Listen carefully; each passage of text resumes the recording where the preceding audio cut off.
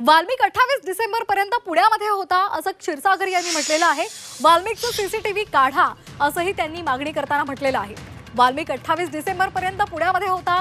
क्षीरसागर यांनी हे म्हटलेलं आहे। हॉस्पिटलमध्ये कोण कुणाला भेटलं त्या संदर्भातले सीसीटीव्ही तपासावेत अशी मागणी संदीप क्षीरसागर यांनी केली आहे।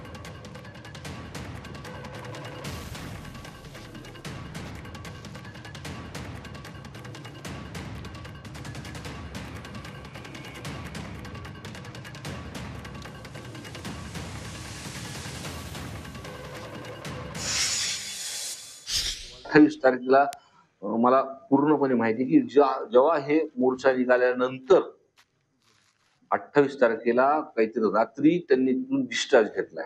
मग त्या हॉस्पिटलमध्ये त्या सीसीटीव्ही फुटेजचं सुद्धा मी पत्र देणार की त्या कालावधीमध्ये कोण त्यांना तिथं भेटायला आलं होतं, काय चालू होतं प्रशासनाचं।